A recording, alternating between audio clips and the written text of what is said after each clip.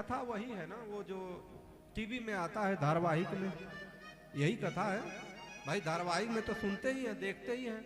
जो यहाँ बताया जाएगा उससे हो सकता है ज्यादा धारावाहिक में दिखाई देता हो, लेकिन कथा प्रांगण में पहुंच करके कथा सुनने का महत्व क्या है। गरुड़ जी जब काकभूषुंडी जी के पास जाते हैं, जो वहां पहुंचते हैं, इतना सकारात्मक ऊर्जा का आभा मंडल तैयार रहता है, वहां पहुंचते ही उनका मोह भंग हो जाता है। ये होता है कथा मंडल या कथा के जगह के महत्व। आप मोबाइल में, टीवी में देख सकते हैं। और यहाँ पर आप ये बैनर देख रहे हैं, तो कम से कम इस बैनर के माध्यम से आपको एक बात तो कंफर्म हो जाएगी।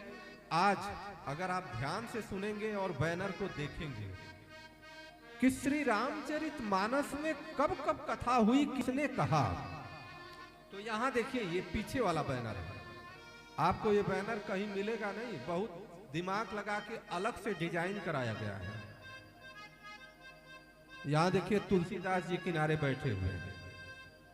तुलसीदास जी कथा कहते हैं, और वो कथा कहते हैं, वो कहते हैं कि मैं कौन सी कथा कहूंगा, मैं कथा वो कहूंगा जो याज्ञवल्क्य जी प्रयागराज पर भरद्वाज मुनि को सुनाते हैं। तो यहां देखिए याज्ञवल्क्य जी भरद्वाज मुनि को सुना रहे हैं। तुलसीदास जी शरणागत भक्त हैं, और याज्ञवल्क्य जी जो कथा सुनाते हैं यहां भरद्वाज जी को, वहां पर भक्ति का, प्रयागराज में कर्मकांड का विशेष महत्व होता है। इसीलिए उस जगह का नाम, उस कथा का नाम कर्मकांड घाट कहा गया है। लेकिन वही याज्ञवल्क्य जी कह रहे हैं, मैं कुछ नहीं सुना रहा, मैं वो कथा सुना रहा हूं जो कैलाश पर्वत पर शंकर भगवान बैठ करके कैलाश पर्वत पर माता पार्वती जी को सुना रहे हैं। तो आप देखिए बीच में शंकर भगवान कैलाश पर्वत पर बैठे हुए हैं और पार्वती मैया बगल में है। भोलेनाथ का जो घाट है, इस घाट को कहा जाता है ज्ञान घाट। श्री रामचरितमानस में जितनी ज्ञान की बातें होंगी, वो सारी की सारी बातें भोलेनाथ ने कहा है।